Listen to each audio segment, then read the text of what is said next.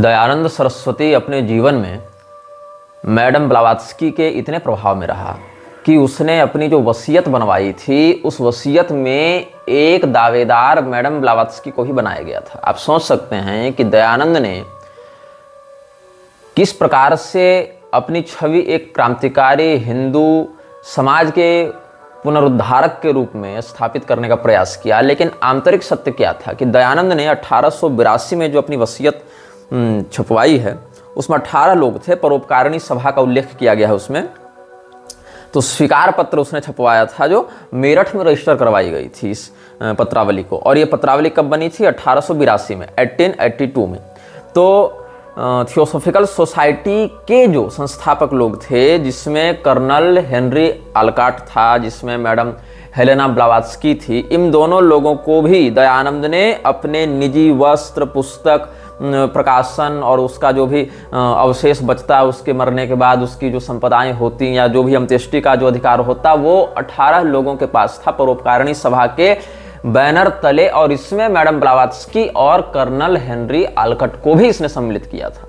तो दयानंद ऐसा नहीं है कि वो हिंदुओं के लिए काम कर रहा था या वेदों के उद्धार के लिए काम कर रहा था। दयानंद हिंदुओं को उनके पारंपरिक सनातन धर्म परंपरा से तोड़कर अपने संगठन में जोड़ने का प्रयास कर रहा था। और उनको पहले एक बार कुल परंपरा से तोड़ दिया जाता, शास्त्रीयता से विमुख कर दिया जाता, वेदों के नाम पर उनको अपने पास बुलाकर उनको वेदों का अनर्थ ही बताया जाता, तो उस स्थिति में वापसी का तो कोई मार्ग बचता नहीं, क्योंकि मन तो विकृत हो चुका है। अंततः क्या होता कि जो मुख्य उद्देश्य है म्लेच्छराज का, दैवी संपदा की हानि, आसुरी संपदा की वृद्धि, उसी में इसके लोग लगे रहते। तो यहां पर आप 150 सालों का ईसाई मिशनरी का इतिहास देखें। 150 वर्षों में ईसाई मिशनरियों में ने भारत में जितना धर्मांतरण कराया उसका आंकड़ा निकाल कर देखें। और ये आंकड़ा निकाल कर देखें कि उनमें से कितने लोग अपनी विशुद्ध कुल परंपरा से जुड़े हुए थे और फिर ईसाई बने। बहुत कम लोग मिलेंगे जो दुर्भाग्यवशात या बिल्कुल लोभ से ग्रस्त होकर ऐसा किए होंगे। लेकिन ये जितने लोग आर्य समाज और ये जितने अलग अलग प्रकार की संस्थाएं हैं, एनजीओ हैं, जो सनातन धर्म के मूल सिद्धांत के विरुद्ध जाकर बनाई गई, ये सभी एनजीओ जहां पर सक्रियता से कार्य कर रही हैं, उन्हीं सभी स्थानों में धर्मांतरण ईसाइयों ने अधिक किया है। और यहाँ तक कि कोल्हापुर में तो आर्य समाज आधिकारिक रूप से क्रिश्चियन मिशनरीज के साथ मिलकर साहू घाटगे के नेतृत्व में कार्य कर रहा था। इसका तो रिकॉर्डेड डॉक्यूमेंट भी ऐतिहासिक प्रमाण के रूप में प्रस्तुत किया जा सकता है। तो मैक्स मूलर ने जिस समय वेदों का भाष्य लिखने का षड्यंत्र किया, दयानंद ने उसका विरोध किया। बाहर से ऐसा देखने पर लगता है कि दयानंद ने वैदिक मत की रक्षा की, लेकिन दयानंद ने क्या वेद के अर्थ को प्रकाशित किया? नहीं। दयानंद ने सायणाचार्य जी के, महिधराचार्य जी के उवट के भाष्य को भी गलत बताया। मतलब मैक्स मूलर का भाष्य तो गलत है, हे हिंदुओं तुम उसको मत पढ़ो, लेकिन जो परंपरागत आचार्य हैं उनको भी मत पढ़ो। तो क्या पढ़ो? तो जो हम बता रहे हैं सो पढ़ो, ऐसा दयानंद ने दावा कर दिया।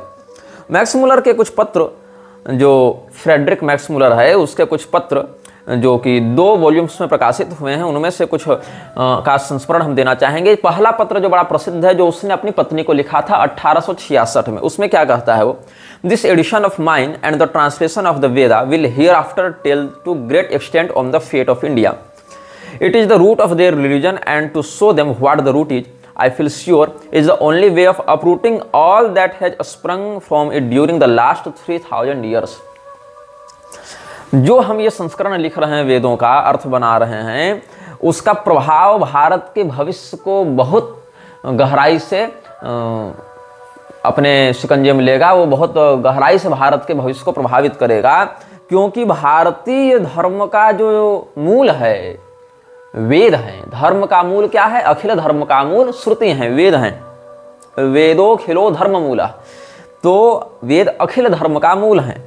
और वहां पर जब हम उस जड़ में ही विकृति कर देंगे तो उनको, जो ये हजारों वर्षों से फल फूल रहे हैं, विकसित हो रहे हैं, वहां से उनको उखाड़ फेंकना सरल हो जाएगा। एक और पत्र इसने अपने पुत्र को लिखा है मैक्स मूलर ने, उसमें क्या कहता है? Would you say that anyone's sacred book is superior to all others in the world? I say the New Testament. अगर तुम ये पूछो कि कोई एक पुस्तक जो विश्व में सभी पुस्तकों के ऊपर है, वो क्या हो सकती है? तो न्यू टेस्टामेंट, बाइबल का न्यू टेस्टामेंट ही विश्व में सभी पुस्तकों के ऊपर हो सकता है, ऐसा मैक्स मुलर ने अपने पुत्र को लिखी चिट्ठी में कहा। Would you say that any one sacred book is superior to all others in the world? I say the new testament. उसके बाद सेकंड नंबर पर ये रखता है कुरान को। After that, I should place the Quran, which in its moral teachings, which is hardly more than a later edition of the New Testament. Max Muller के अनुसार सबसे पहला नंबर ये बाइबल के न्यू टेस्टामेंट को देगा, उसके बाद ये कुरान को स्थान देगा, जो कि न्यू टेस्टामेंट का ही एक अद्यतित संस्करण है, एक अपडेटेड वर्जन है, एक न्यू एडिशन है मोरल टीचिंग्स के मामले में। उसके बाद ये क्या कहता है, तीसरे स्थानों पर मैं ओल्ड टेस्टामेंट को रखूंगा, बाइबल के ही ओल्ड टेस्टामेंट को तीसरे स्थान पर रखूंगा। Then would follow the Old Testament, the southern Buddhist Tripitaka, और चौथे स्थान पर हम रखेंगे बौद्धों के त्रिपिटक को, दक्षिणी बौद्धों के त्रिपिटक को। पांचवें स्थान पर यह वेद को रखता है और छठे स्थान पर फारसियों के जिंद अवेस्ता को रखता है। ये इसकी दुर्बुद्धि है। वेदों को बाइबल और कुरान से नीचे रखने वाला है कौन? Max Muller. और प्रभुपाद ने भी क्या कहा था कि बाइबल, कुरान, वेद, गीता, भागवत ये सब एक ही पवित्र ग्रंथ हैं, एक ही ईश्वर का प्रतिपादन करने वाले ग्रंथ हैं। 1868 में अपनी पत्नी को लिखे पत्र के 2 वर्षों के बाद आर्गेल के ड्यूक को, जो भारत का मंत्री हुआ करता था, मिनिस्टर फॉर इंडिया, वहां एक भारत मंत्री पद हुआ करता था ना, कि भारत का प्रतिनिधि कौन बनेगा, मतलब भारतीय समाज पर तो ब्रिटिश निवेशकर्ताओं का राज्य है, तो वहां भारत मंत्री बनाते थे। तो ड्यूक ऑफ आर्गाइल उस समय इस पद पर था। उसको ये क्या लिखता है, 16 दिसंबर 1868 को लिखी हुई चिट्ठी में मैक्स मुलर कह रहा है, the ancient religion of India is doomed and if Christianity does not step in, whose fault will it be? Bharat का प्राचीन धर्म अब मेरे द्वारा ध्वस्त कर दिया गया है, और इस अवसर का लाभ लेकर भी अगर ईसाइयत भारत में अपना पैर नहीं फैलाती है तो इसमें फिर किसकी गलती मानी जाएगी? मतलब मिशनरी की ही गलती है कि तुम इतना बढ़िया अवसर चूक जा रहे हो। ऐसे ही बायरामजी मलाबारी को 29 जनवरी 1882 को मैक्स मुलर ने चिट्ठी लिखी है। उसमें क्या कहता है, I wanted to tell what the true historical view of this value of this ancient religion is as looked upon not from an exclusively European or Christian but from a historical point of view, but discover it in steam engines and electricity and European philosophy and morality and you deprive it of its true character. The true historical value of Vedic religion को मैं जानता हूं, मतलब कि वैदिक धर्म का जो वास्तविक महत्व है, ऐतिहासिक महत्व, उसको हम जानते हैं, ये कहता था मैक्स मुलर। और इसीलिए उसको विकृत करने का हम प्रयास कर रहे हैं, क्योंकि अगर ये विकृत होगा तो भारत में अतिशीघ्र ईसाइयों का बाहुल्य बढ़ेगा। इसी काम को राजा राम मोहन राय बढ़ाने में लगा रहा, इसी काम को दयानंद भी आगे बढ़ाने में लगा रहा, किंतु दयानंद ने मैक्स मुलर की इन बातों का खंडन किया, विरोध किया। अगर विरोध नहीं करता तो लोगों को खुलेआम पता चल जाता कि भैया ये तो ईसाई मिशनरियों के लिए काम कर रहा है। तो इसीलिए उसने क्या किया, दयानंद ने मैक्स मुलर का विरोध किया, ताकि लोगों को लगे नहीं ये तो ईसाइयों के खिलाफ लड़कर हिंदू धर्म की रक्षा कर रहा है। लेकिन क्या किया दयानंद ने इसके साथ साथ, दयानंद ने सीधे सीधे हमारे सनातन धर्म के मान्य ग्रंथों को ही नकारना आरंभ कर दिया। दयानंद ने क्या किया, वो जितने भी स्वमत विरुद्ध ग्रंथ हैं उनको उसने प्रक्षिप्त कह दिया। भारतेंदु हरिश्चंद्र जो बड़े प्रसिद्ध साहित्यकार हुए, उन्होंने एक टिप्पणी की थी दयानंद सरस्वती के विषय में। क्या कहते हैं भारतेंदु हरिश्चंद्र, पहले केवल भागवत का खंडन किया, फिर सब पुराणों का, फिर कई ग्रंथ माने कई छोड़े, अपने काम के प्रकरण माने, अपने विरुद्ध को छेपक कहा, भाष्य में रेल तार आदि कई अर्थ जबरदस्ती की। इसी से संस्कृत विद्या को भली भांति न जानने वाले ही प्रायः इनके अनुयायी हुए। जाल को छुरी से न काटकर दूसरे जाल से ही काटना चाहा, इसी से दोनों आपस में उलझ गए और परिणाम गृह विच्छेद उत्पन्न हुआ। किसका? दयानंद का यह दुष्परिणाम समाज को देखने को मिला। यह किसका वचन है? यह भारतेंदु हरिश्चंद्र का वचन है। और जो दयानंद सरस्वती ने लिखा है विदेशियों के विषय में, उसमें एक सत्यार्थ प्रकाश के 10वें 11वें समोल्लास को तुम पढ़ोगे तो इसमें एक बात है मूर्तियों के विरुद्ध, मूर्ति पूजा के विरुद्ध, कि जब संवत 1914 में अंग्रेजों ने तोपों से मंदिर उड़ा दिए थे तो मूर्तियां कहाँ गई थी? अधेलों ने तो वीरता की और शत्रुओं को मारा, बघेलों ने तो, हाँ टाइपिंग मिस्टेक है, बघेलों ने तो वीरता की और शत्रुओं को मारा, परंतु मूर्ति एक मक्खी की टांग भी न तोड़ सकी। यदि श्री कृष्ण के सदृश कोई होता तो उसके धुर्रे उड़ा देता और वे भागते फिरते। भला यह तो कहो कि जिसका रक्षक मार खा जाए उसके शरणागत क्यों न पीटे जाए। और फिर यूरोप वासियों की प्रशंसा करते हुए दयानंद क्या लिखता है, यूरोपियनों की उन्नति के कारण है उनमें बाल्यावस्था में विवाह न करना। तो शास्त्र जो कन्यादान की आई है उसका निषेध कर दिया कि अंग्रेज लोग बहुत बढ़िया कर रहे हैं बचपन विवाह न करके। हमारी बहु बेटियों की जो स्थिति है समाज में धर्मशास्त्रीय मर्यादा के अनुसार, उसको इसने खंडित किया। अपने बच्चों को सुशिक्षित करना, तो क्या हम सुशिक्षित नहीं कर रहे थे? हमारी शिक्षा तो उनकी शिक्षा की अपेक्षा कई गुना लौकिक पारलौकिक दृष्टि से उन्नत थी। स्वयंवर विवाह होना, और इस बात को भी यहाँ पर कह दिया कि जिसका मन जिससे लगे उसको तुम शादी करके ले जाओ। वहां पर स्वयंवर का जो शास्त्रीय अर्थ है वो लागू नहीं होता, लेकिन वहां पर क्या है, स्त्री पुरुष का एक दूसरे के प्रति आकर्षण हुआ तो कर लियो संबंध, न हुआ तो तलाक दे दियो। यही वहां पर यूरोपियन व्यवस्था थी। उसी की प्रशंसा करते हुए दयानंद लिख रहा है, उनका शिक्षित होकर धूर्तों का उपदेश न सुनना। मतलब वे शिक्षित हैं और धूर्त लोग उनको उपदेश देंगे तो नहीं सुनेंगे। धूर्त यहाँ किसको कहा जा रहा है? मूर्ति पूजकों को, सनातन धर्मियों को। न उनके पाखंडों में फंसना, परस्पर विचार कर और सभा से निश्चित करके कार्य करना, स्वदेश और स्वजाति की उन्नति के लिए तन मन धन से प्रयास करना और उनके प्रति कभी विश्वासघात न करना, आलस्य को छोड़कर उद्योग और पुरुषार्थ में लगा रहना आदि वेदोक्त शुभ गुण। मतलब इसके लिए असली वेदोक्त गुण तो था यूरोपियों के पास और हम लोगों के पास कुछ नहीं था। हम लोग पाखंडी थे, अंधविश्वासी थे, ढोंगी थे, ऐसा इसका कहना है।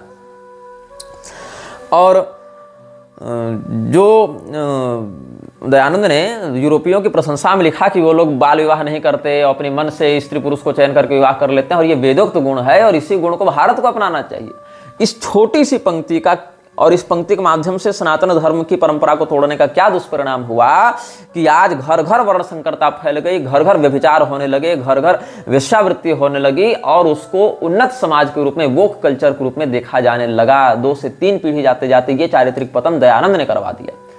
जो अंग्रेजों का अभिष्ट था उसी को दयानंद ने अन्य प्रकार से परोसकर व्यक्त किया। क्योंकि जब आप मूर्ति पूजा का खंडन इस प्रकार से करेंगे तो आपके मन में इस्लाम और ईसाईयत के प्रति कोई आक्रोश नहीं बचेगा। करे ठीक है, हमारे मंदिरों को लूट दिया, हमारी मूर्तियों को तोड़ दिया तो क्या दिक्कत है, हम ही गलत थे जो मूर्ति पूजा कर रहे थे। ये दयानंद ने षड्यंत्र किया है कि तुम्हारे मन में यह भाव डालना कि तुम मूर्ति पूजा गलत कर रहे हो, इसीलिए तुम्हारे मंदिरों को कोई तोड़ दे तो तुमको फर्क नहीं पड़ना चाहिए।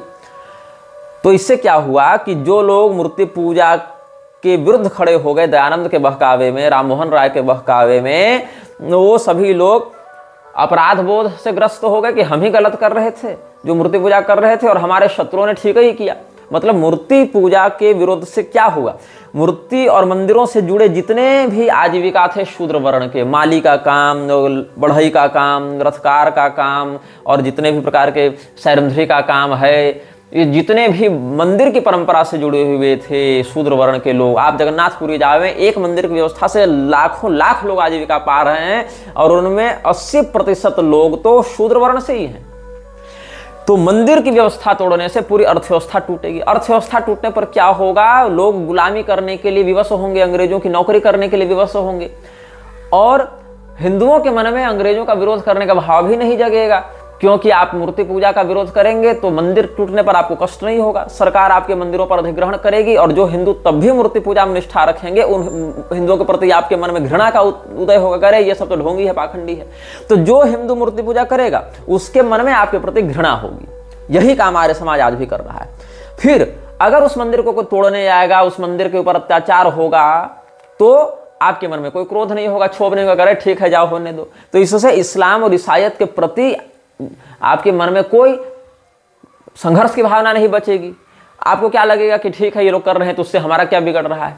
तीसरी बात, इसमें कर्मणा वर्ण व्यवस्था को लाने का दुष्परिणाम ये कि कोई भी व्यक्ति मुसलमान ईसाई पहले आपके मंदिरों को तोड़ेगा, आपके मन में कोई क्रोध नहीं, फिर आपके यहाँ आकर आर्य समाज मंदिर में कहेगा हम आर्य बन गए, फिर जैसा काम है वैसा वर्ण होता है तो क्या होगा, फिर वो कहेगा कि हम ब्राह्मण बन गए, क्षत्रिय बन गए, फिर आपकी बहू बेटी भी उठा कर ले जाएगा और लोग कहेंगे अरे ठीक ही तो है, वो ब्राह्मण क्षत्रिय तो कर्म से होते हैं इसलिए ऐसा हो गया। कितना बड़ा षड्यंत्र है इसको तुम समझना, वृक्षराज की इस व्यवस्था के पीछे कितना बड़ा षड्यंत्र चल रहा है। और जिन धर्मशास्त्रों से ये सब बातें खंडित होंगी उन सबको अप्रमाणिक मान लिया जाए। इसीलिए क्या कहता है, तीसरे समोल्लास के आगे आप बढ़ते जाएंगे तो क्या कहता है कि ये सब मिथ्या जाल कहा है पुराणों को इसने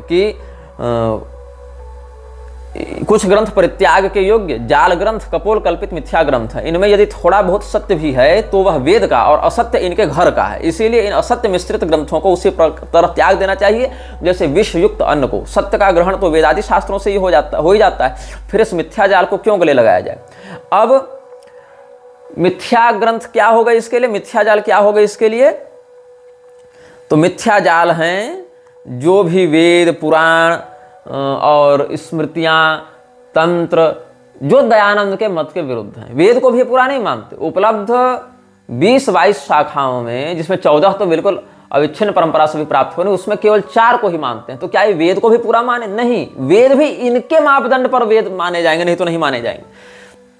कोई भी आप उपनिषद दिखाइए जहां से मूर्ति पूजा सिद्ध होती है, ये कहेंगे वेद ही नहीं है। कोई भी श्रुति दिखाइए, अजायमानो बहुधा विजायते इत्यादि दिखाइए, नहीं, कुछ नहीं मानना है इन लोगों को। इन लोगों को नतस्य प्रतिमास्ति पर लड़ना है, लेकिन उसके बाद वाले विषय पर चर्चा नहीं करने के। नतस्य प्रतिमास्ति ये पूरा तो मंत्र नहीं है ना, यस्य नाम महद्यस, ये सब भी तो चर्चा करेंगे। वहां इतना ही भाव है कि उस अद्वितीय परमेश्वर के ऐश्वर्य का, महत्व का प्रतिमान दूसरा नहीं है, मतलब उसके समान दूसरा नहीं, उसकी तुलना, उसकी उपमा किसी से नहीं की जा सकती। परब्रह्म के अनुपमेय होने में, उसकी अद्वितीयता में नतस्य प्रतिमास्ति यस्य नाम महद्यस, इस श्रुति का प्रयोग किया जाता है। वहां से प्रतिमा को ये मूर्ति कह देते हैं और उतना ही नतस्य प्रतिमास्ति उठाकर बात करने लग जाते हैं ये मूर्ख। तो क्या होता है कि दयानंद ने कह दिया कि ये सारे के सारे ग्रंथ जाल ग्रंथ हैं। कौन कौन ग्रंथ जाल ग्रंथ हैं? तो इसमें लिखता है कि नीचे जो जो अपरित्याग के जो ग्रंथ हैं उनका परिगणन संक्षेप में किया जाता है, और जो जो ग्रंथ नीचे लिखेंगे वह जाल ग्रंथ समझना चाहिए। व्याकरण में कातंत्र, सारस्वत, चंद्रिका, मुग्धबोध, कौमुदी, सिद्धांत कौमुदी को भी जाल कह दिया, शेखर, मनोरमा आदि कोश में अमर कोश आदि, और छंदो ग्रंथ में वृत्त रत्नाकर आदि, शिक्षा में अथो शिक्षा प्रोक्षा में पाणिनीय मतम यथा इत्यादि, ज्योतिषी में शीघ्रबोध, मुहूर्त चिंतामणि आदि सब अप्रामाणिक इसके लिए। काव्य में नायिका भेद, कोलयानंद, रघुवंश, माघ का वही सब, फिर किरातार्जुनियम सब, ये सब। मीमांसा में धर्म सिंधु अप्रामाणिक हो गया। व्रत वैशेषिक में तर्क संग्रह आदि, ये सब। न्याय में जागदीशी इत्यादि, तर्क संग्रह इत्यादि को भी ये अप्रामाणिक कह दिया, अन्नम भट्ट वाली।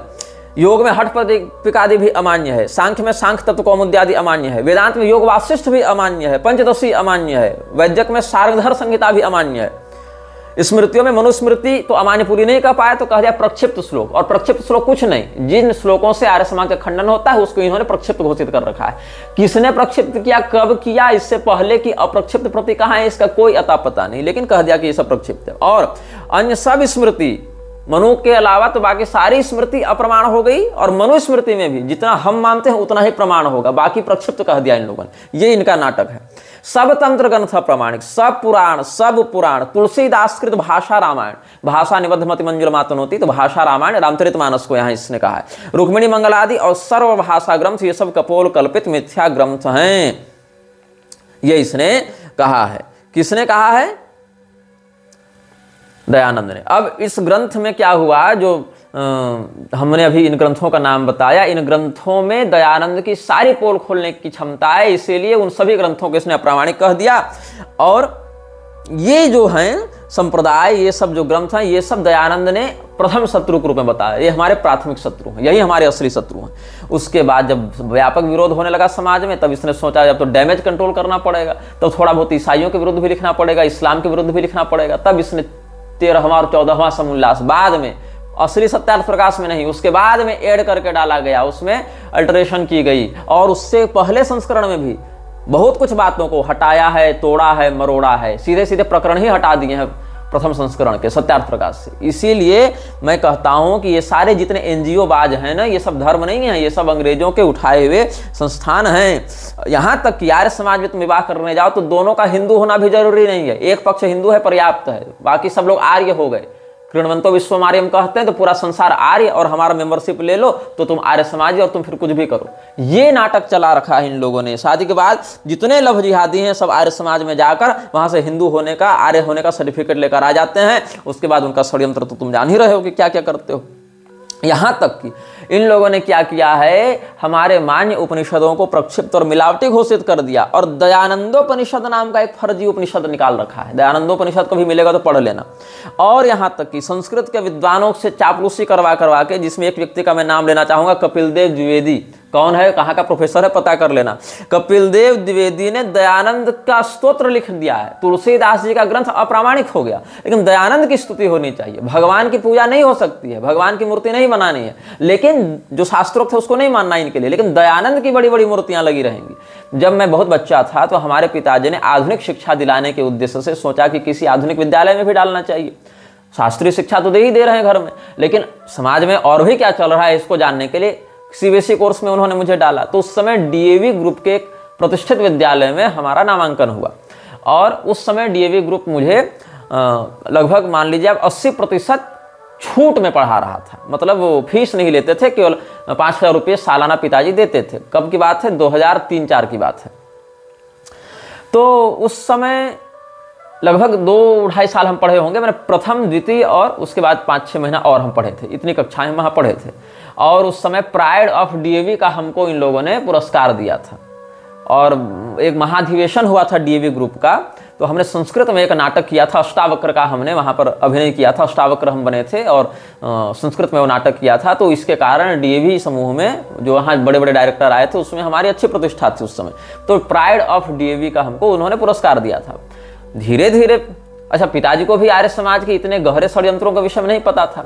उनको लगा कि ठीक है आधुनिक शिक्षा देने के लिए भेज रहे हैं, लेकिन धीरे धीरे उन लोगों ने जब कहा कि नहीं ये मूर्ति पूजा नहीं, वैसा नहीं, ऐसा नहीं, अपने भाषणों में वो लोग लिख लिख कर देते थे कि तुम इसको प्रेजेंट करना, मतलब आर्य समाज का प्रचार करना। पिताजी ने देखा ये क्या लिख कर तुमको दिया गया है। मैंने कहा वही तो समझ में नहीं आ रही ये बात पिताजी, ये लोग राम भगवान को, कृष्ण भगवान को, सबको, किसी को नहीं मानते कुछ, और हम तो प्रतिदिन अपना बजरंगबली की पूजा करके ही स्कूल जाते हैं, तो ये क्या ये लोग बता रहे हैं। तब पिताजी गए, हमारा नाम कटवा दिया। तो फिर वहाँ झगड़ा हुआ, फिर दूसरे विद्यालय में गए, वहाँ से फिर बुला कर लाया गया कि नहीं दोबारा इस बच्चे का यहाँ नामांकन कराया जाए, हम लोग इस प्रकार से नहीं व्यवहार करेंगे। दोबारा जब आए, 1-2 महीना और पढ़े, तब फिर से वही प्रपंच शुरू हो गया। पिताजी के सामने हमको कहने लगे वो लोग, आर्य समाजी लोग, कि ये बाबा जी की बात नहीं माननी है, हम जो कह रहे हैं वो माननी है।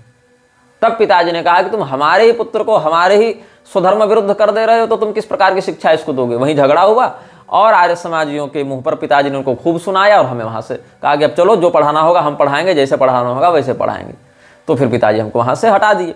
तो बचपन में, बहुत बचपन में, 6-7-8 वर्ष की उम्र में 2-2.5 साल के लिए डीएवी ग्रुप में आधुनिक शिक्षा प्रणाली के विषयों को जानने के लिए हमारा नामांकन करवाया गया था। लेकिन सैद्धांतिक रूप से तो हम उससे प्रभावित नहीं हुए। प्रभावित हुए रहते तो झगड़ा ही नहीं होता। झगड़ा हो गया क्योंकि सिद्धांत टकराने लगे ना। तो इन लोगों ने क्या किया, वहाँ पिताजी ने यही पूछा था केवल कि ये जो आपने प्लेग्राउंड में इतनी बड़ी दयानंद की मूर्ति लगा रखी है, इसको अगर हम जाके 10 जूता मारें तो आपको कैसा लगेगा। तो नहीं ऐसा कैसे, वैसा कैसे। तो फिर भगवान कृष्ण और भगवान श्री रामचंद्र जी जिनकी प्रतिमा का शास्त्रीय वर्णन मिलता है, उन वर्णनों को अस्वीकार करने के लिए तुम लोग सीधे सीधे मूर्ति पूजा को नकली कह देते हो, और फिर उसी दयानंद की मूर्ति खड़ी करके उसका अनावरण करके उसको फूल माला चढ़ा रहे। तो तुम मानना क्या चाहते हो भाई, तुमको मानना क्या है यहाँ की। तो इसने क्या लिख दिया है, नमामि मूल शंकरम दयाकरम गुणाकरम प्रभाकरम सुधाकरम समस्त लोक भास्करम। मतलब पूरे विश्व में अगर कोई सूर्य है तो दयानंद है इनके लिए। और महर्षि वृंद वंदितम, दयानंद महर्षि नहीं रहा, महर्षि लोग तो इसकी सेवा करते हैं, इस लेवल पर दयानंद को पहुंचा रखा है। महर्षि वृंद वंदितम श्रुतिर निनाद नंदितम अनाथ नाथमाश्रयम सदा सदार्य संश्रयम। अनाथों का नाथ है दयानंद। ये चापलूसी देख रहे हैं इन लोगों की, नए नए स्तोत्र रचे जा रहे हैं। और कहता है जो दयानंद के चरणों की सेवा करेगा वो समस्त शोक से मुक्त हो जाएगा। त्वदंघ्रि पद्म सेवनम समस्त शोक शोषणम अशेष दोष दूषणम सुधई सुखौघ सिंधु पोषणम। कितना कुछ इसने चापलूसी में लिखा है, बहुत है लेकिन ज्यादा नहीं बताऊंगा। इतना ही जान लो कि जो लोग ये कहते हैं कि दयानंद ने इस्लाम के विरुद्ध लिखा, ईसाईयत के विरुद्ध लिखा, उनको ये समझना चाहिए डैमेज कंट्रोल करने के लिए, हिंदुओं को मूर्ख बनाने के लिए केवल है। सार्वदेशिक पत्रिका का 1942 का संस्करण निकाल कर देखना, हाजी अल्लाह राखिया का वर्णन मिलेगा रहमतुल्लाह, जो कच्छ का स्वर्ण व्यापारी था, उसने कितना डोनेशन दिया है आर्य समाज को आगे बढ़ाने में।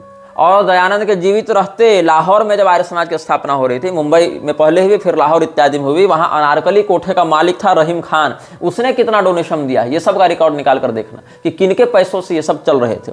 रहमतुल्लाह क्या करता था, रहीम खान क्या करता था, लाहौर के अनारकली कोठे वाला, ये सब बहुत कुछ तुमको प्राप्त होगा। दयानंद स्तव बना रखा है, दयानंदोपनिषद बना रखा है। और जो ये लोग कहते हैं हम लोग गीता को प्रामाणिक मानते हैं, वाल्मीकि रामायण को प्रामाणिक मानते हैं, तो वाल्मीकि रामायण में उत्तरकांड को पूरा प्रक्षिप्त मानते हैं और बीच बीच में कई प्रकरण और श्लोक को ही प्रक्षिप्त मानते हैं। और महाभारत में भी 8,000 श्लोक को प्रामाणिक मानते हैं। श्रीमद् भगवत गीता में मात्र 70 श्लोक को प्रामाणिक मानते हैं ये लोग, बाकी पूरा प्रक्षिप्त ये लोग मानते हैं। तो इनका क्या है कि हिंदू धर्म से जुड़े हुए 1-2 विषय, वेद उठा लो, गीता उठा लो, वेद में सारे भागों को हटा के अपने मतलब की 2-4 श्रुतियां संहिताएं रख लो, गीता में से सारी बातों को हटा के 10% बातों को अपने रख लो, ताकि हिंदू को लगे कि हाँ ये तो हमारे ही हिस्सा है।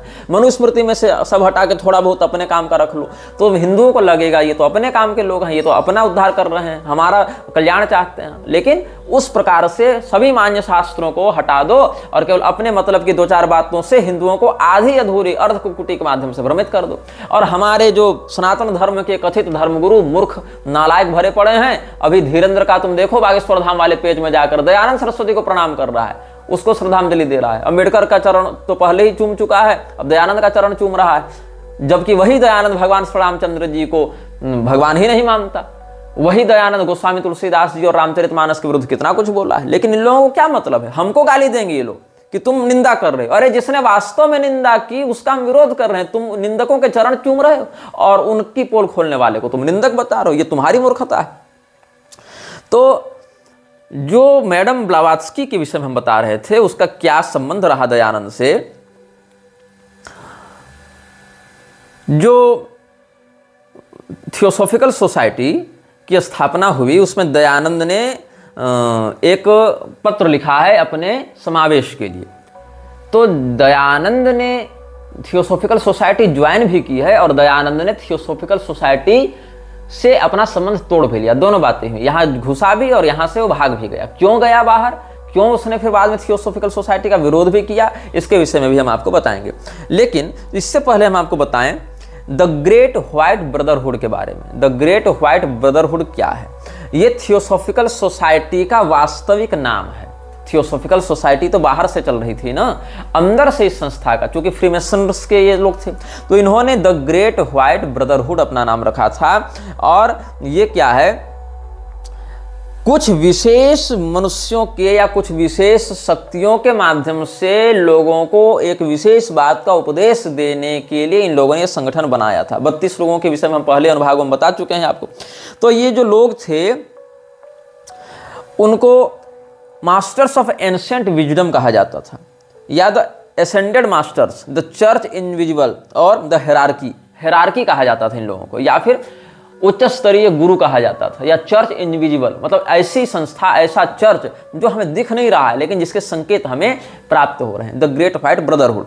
अब कहा गया कि द ग्रेट व्हाइट ब्रदरहुड में कितने लोग हैं, तो सबसे पहला व्यक्ति जो इसके विषय में खुलकर सामने आया वो हमारे इस प्रकरण की नायिका जो थी हेलेना पेट्रोवना ब्लावात्स्की, वो थी the white brotherhood, the great white brotherhood की ये प्रोमिनेंट लीडर रही। इसके बाद इसने क्लेम किया कि हमें बहुत सी शक्तियों से संकेत प्राप्त हो रहे हैं और हम उन्हीं के आदेश पर चलेंगे।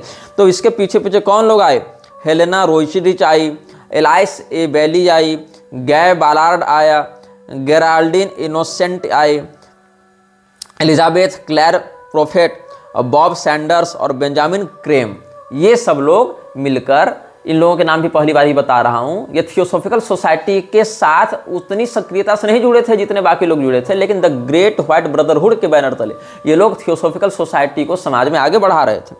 अब ये पूछा गया कि ये जो परम गुरु की बात है, जो एसेंडेड मास्टर्स की बात है, वो मास्टर्स कौन है? तो कहा हमको जिन गुरुओं से ज्ञान मिलता है वो गुरु में मास्टर जीसस हैं। सबसे पहले तो जीसस क्राइस्ट से हमें सिग्नल मिल रहा है, फिर चीन के विचारक कन्फ्यूशियस हैं, फिर गौतम बुद्ध हैं, फिर जीसस की अम्मा हैं Mary the mother of Jesus हैं, फिर हिलेरियन है, फिर इनोक है, पॉल द वेनेटियन है और क्वाइन यीन है, सेंट जर्मन हैं और कुथुमी हैं। इनमें से कोई व्यक्ति सनातन धर्म का नहीं है, सारे लोग वेद विरोधी मत के प्रचारक हैं, इसमें कोई भी वैदिक मत का अनुयायी नहीं है। तो द ग्रेट व्हाइट ब्रदरहुड, जिसके कथित सारे उपदेशक या संकेत प्रदाता सारे अवैदिक म्लेच्छ मतों के आसुरी तत्वों के पोषक रहे, उन सारे लोगों से जुड़ी संस्था में दयानंद क्या कर रहा था? उन 32 लोगों में दयानंद क्या कर रहा था?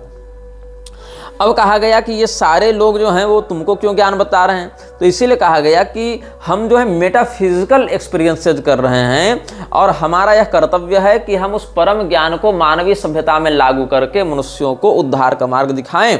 और इसके लिए थियोसॉफिकल सोसाइटी की राइटिंग्स के अंतर्गत HP ब्लावात्स्की ने एक पुस्तक लिखी जिसका नाम था अग्नि योग। जिन लोगों ने मेरे पिछले अनुभागों को देखा था उनमें से बहुत लोगों ने एक बड़ी अच्छी टिप्पणी की थी कि म्लेच्छ के लिए अग्नि पूजा का भी विधान भविष्य पुराण आदि में बताया गया। वो क्या है, तो यहाँ अग्नि पूजा अग्निहोत्र का नाम नहीं, ऐसे ही अग्नि योग की बात है। They worship the fire of hell, इस प्रकार की अवधारणा उनके मन में है। वो अग्नि जो है वो अग्निहोत्र की याज्ञिक अग्नि नहीं है, पवित्राग्नि पूताग्नि नहीं है, वो जो आसुरी अग्नि है, जो नारक अग्नि है, उसकी वो आराधना करते हैं। तो ये जो अग्नि योग है ये भी उसी का एक उदाहरण है। अब पूछा गया कि भाई तुम्हारा हेडक्वार्टर कहाँ है, ये जो ग्रेट व्हाइट ब्रदरहुड है इसका हेडक्वार्टर कहाँ है, तो कहा संभल ग्राम में। अब संभल ग्राम वो स्थान है जहां पर भगवान विष्णु का कल की अवतार होगा। संभल ग्राम वह जगह है जहां भविष्य के बुद्ध भी होंगे जिनका नाम होगा मैत्रेय। दोनों की भविष्यवाणी मिलती है, वैदिक मत के संरक्षक भगवान कल्कि और अवैदिक मत के प्रस्तोता भगवान मैत्रेय, दोनों का अवतार संभल ग्राम में वर्णित है। और उस समय मंजूश्री कीर्ति संभल का राजा रहेगा ऐसा बौद्ध मानते हैं। और इसका वर्णन कालचक्र तंत्र में वर्णित है और कालचक्र तंत्र की एक प्रति हमारे पुस्तकालय में सुरक्षित है। तो अनुत्तर योग की जो श्रृंखला है, बौद्धों में बहुत से हैं, तो उसमें जो अनुत्तर योग तंत्र श्रृंखला है उसमें एक तंत्र आता है कालचक्र तंत्र, वहां इन बातों का संदर्भ मिल जाता है। तो ये जो ग्रेट व्हाइट ब्रदरहुड है ये कहता है कि हम संभल ग्राम से अपना सिग्नल प्राप्त कर रहे हैं। पुनश्च उसमें सिग्नल देने वाला कोई वैदिक शास्त्रीय मत का आचार्य नहीं है। जितने लोग हैं, कोई ईसाई है, कोई बौद्ध है, कोई और किसी मत को मानने वाला है। तो यहां पर एक नाम बड़ा महत्वपूर्ण है द ग्रेट व्हाइट ब्रदरहुड में। द ग्रेट व्हाइट ब्रदरहुड के राइटिंग्स को आप पढ़ेंगे तो वहां एक नाम बहुत बार आता है जिसका नाम है अज़राएल, अज़राएल, AZRAEL। तो अज़राएल जो है वो क्या है, अज़राएल को मालक अल मौत भी कहा जाता है। कुरान में इसका वर्णन है सूरा अज-सजदा में। तो सूरा अज-सजदा में इसको मलक अल मौत कहा गया है और इसने 4 पुस्तकें दी हैं अपने अनुयायियों को। जो अज़राएल है वो भी एक प्रकार का उच्च स्तरीय पिशाच है, म्लेच्छराज के कार्य को ये भी आगे बढ़ाता है। तो इसका स्वरूप कैसा है, एक व्यक्ति जिसने काले रंग का क्लॉक पहन रखा है, हुडेड क्लॉक, जैसे आप इसको देखे होंगे कभी किसी फिल्म में या किसी फोटो में, ग्रीम रीपर। ग्रीम रीपर एक अवधारणा है मृत्यु के देवता के विषय में, जो बहुत पतला दुबला कंकाल नुमा दिखता है और उसकी लंबाई बहुत अधिक है और काले रंग का चोगा जो हुडी पहना रहता है और पीछे पूरा क्लॉक उसका पर्दे के समान गिरता रहता है और अपने हाथों में एक लाठी लिए हुए और उस लाठी के ऊपर एक लोहे का नोक वाला लगा हुआ है, कटार जैसा, मतलब वो कर्व है एक, और उसमें एक लाठी लगी हुई है और वो ग्रीम रीपर लोगों को मारने के लिए आता है। तो ग्रीम रीपर जो है उसी के समान मलक अल मौत अथवा अज़राएल का स्वरूप बताया गया है। अलग अलग सभ्यताओं में अलग अलग नाम से इस पिशाच को ये लोग कहते हैं।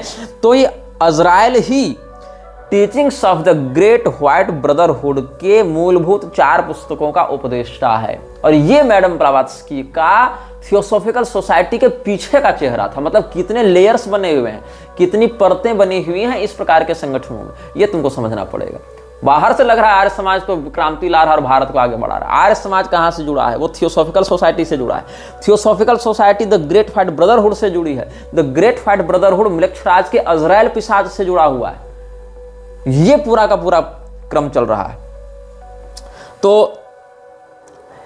1850 और 1860 के बीच में HPB जब कबालिस्टों से मिल रही थी, जो यहूदियों का एक तांत्रिक संप्रदाय माना जाएगा, और द्रूज रिलीजन एक था, वहाँ पर कबीली लोगों ने द्रूज नाम का एक मत चला रखा था, और कॉप्टिक क्रिश्चियनिटी इन लोगों के ये संगठन में रही थी। तो रोशन के साथ ये, जब रोशन उसके साथ यात्रा किया करता था ना, रोशन 32 में से तीसरा व्यक्ति था, आप उसके विषय में पिछले अनुभागों में सुन सकते हैं। तो रोशन के साथ ये कायरो में रहने लगी थी। वहाँ पर उसको बहुत कुछ तंत्र विद्या के विषय में जानकारी मिली, वहाँ वो प्रैक्टिस करने लगी। फिर उसको जमाल अद-दीन अफगानी मिला था, जो पॉलिटिकल रिफॉर्मर और सूफी टीचर हुआ करता था।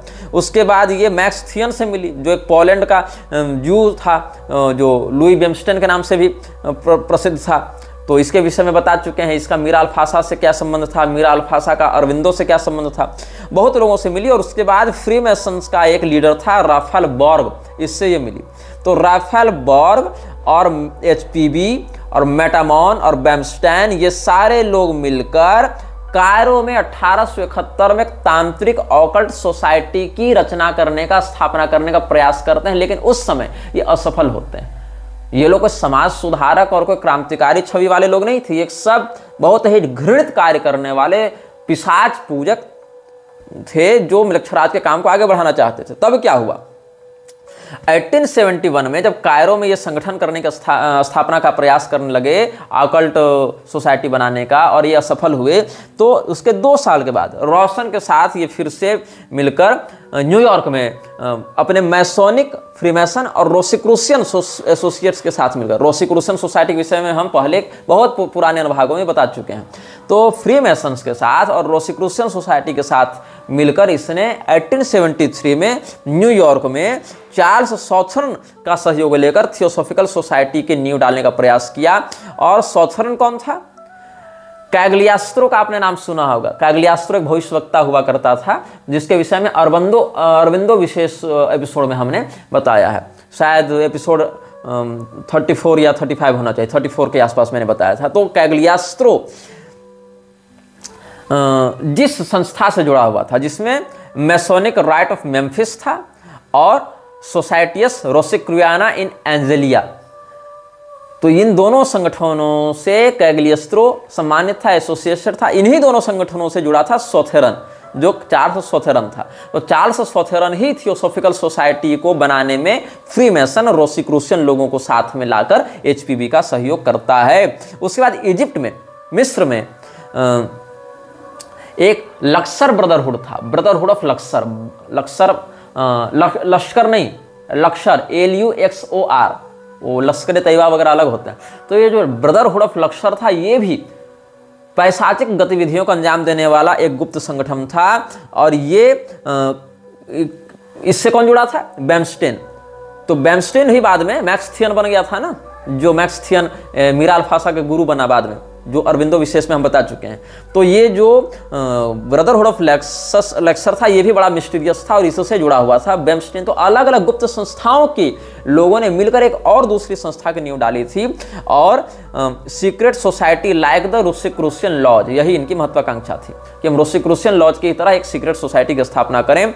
और HPB ने कर्नल ऑलकट के साथ मिलकर फिर 1878 में TS को आधिकारिक रूप से मैसोनिक ऑर्डर बनाने का और मैसोनिक ऑर्डर के अंतर्गत कार्य कराने का विजन रखा, और ऐसा इन्होंने किया। और फिर 1879 में जब ये भारत आई, तो ब्लावात्स्की यहाँ के लोगों से और प्रभावित होने लगी, और वो फिर उनके माध्यम से अपने कार्य को आगे बढ़ाने लगी, जिसमें सबसे पहला व्यक्ति जो ऑलकट और HPB के जीवन में इस कार्य को आगे बढ़ाने के लिए सामने आया, उसका नाम था Swami Dayanand Saraswati. After her 1879 arrival in India, however, new forces behind the scenes became far more important influences on Blavatsky. Initially, she and Olcott honored Swami Dayananda Saraswati, founder of the reform group of the Arya Samaj, as their Indian guru. Dayananda denounced all Hindu practices and doctrines from the post-Vedic period and wished to make Indian society on the basis of his interpretation of Vedas.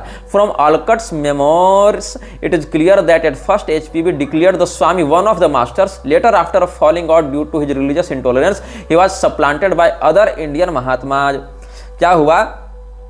Dayanand Saraswati को इन लोगों ने अपना गुरु के रूप में स्थापित किया, चूंकि उसके पास एक धर्मगुरु की छवि थी, एक नाम था, एक वेशभूषा थी। तो हिंदुओं के मध्य अपनी घुसपैठ करने के लिए दयानंद एक अच्छा माध्यम हो सकता था। और बाद में इन लोगों ने क्या किया, आप पढ़ेंगे, जो यूनिवर्सल फ्री मैसनरी की जो वेबसाइट है, वहाँ पर सेंजार के विषय में जो बातें बताई गई, वहाँ क्या कहते हैं ये लोग कि if the manuscript the heretic code is written in Sanjar Brahmabhasya, it can only be read or understood by initiated Brahmanas who have already received the revelation of Atharvana and Angiras. The last and supreme initiation. Atharvana और आंगिरस विद्याओं में, इन तंत्र विद्याओं में जिसकी आभिचारिक निपुणता रहेगी, ऐसा ब्राह्मण ही सिमजार भाषा के ग्रंथ को और ब्रह्मभाष्य को समझ सकता है। और ब्रह्मभाष्य वास्तविक भाषा है ब्रह्मांड की, जो बाद में लोगों ने संस्कृत के रूप में जानना प्रारंभ किया, लेकिन संस्कृत उसका मूल रूप नहीं है। वास्तविक तो संस्कृत से भी पुरानी भाषा सिमजार ही है, ऐसा इन लोगों ने बताने का प्रयास किया था। तो दयानंद सरस्वती का इस प्रकार से संबंध हमने बताया कि कैसे द ग्रेट व्हाइट ब्रदरहुड के बैनर तले उसके अभियानों को, अजराइल के उपदेशों को ये लोग आगे बढ़ाने के लिए अलग अलग गुप्त संस्थाओं के लोगों ने मिलकर थियोसॉफिकल सोसाइटी की नींव डाली, और फिर थियोसॉफिकल सोसाइटी ने दयानंद सरस्वती से हाथ मिलाया। और यहाँ तक कि रुडोल्फ हॉर्नले को ये कहना पड़ा, जो क्वींस कॉलेज का प्रिंसिपल था बनारस में, उसको ये कहना पड़ा कि He, Dayananda, may possibly convince the Hindus that their modern Hinduism is altogether in opposition to the Vedas. If once they become thoroughly convinced of this radical error, they will no doubt abandon Hinduism at once. They cannot go back to the Vedic state that is dead and gone and will never revive. Something more or less new must follow. We hope it may be Christianity. कि दयानंद हिंदुओं के मन में ये बात डालने में सफल हो जाएगा कि वेद अलग हैं, पुराण अलग हैं, और वैदिक मत जो है वो वास्तविक है, पौराणिक मत नकली है। और एक बार हिंदू इस बात को जान गए, समझ गए, तो पुराणों से उनकी निष्ठा समाप्त हो जाएगी और फिर उनको ईसाइयत की ओर ढकेलना हमारे लिए सरल हो जाएगा। ये प्रोफेसर रुडोल्फ ने कहा, और प्रोफेसर रुडोल्फ दयानंद का बहुत निकटवर्ती व्यक्ति था। आगे के अनुभागों में हम आपको बताएंगे कि आर्य समाज में कौन से फ्रीमेसन्स के एक्टिव सदस्य घुसे हुए थे और कैसे इन लोगों ने आर्यन मेसोनरी की स्थापना की थी। यह वीडियो जल्द ही हटा दिया जा सकता है। कृपया थर्ड पार्टी ऐप्स का उपयोग करके डाउनलोड करें। आप इस वीडियो को अपने चैनल पर फिर से अपलोड भी कर सकते हैं।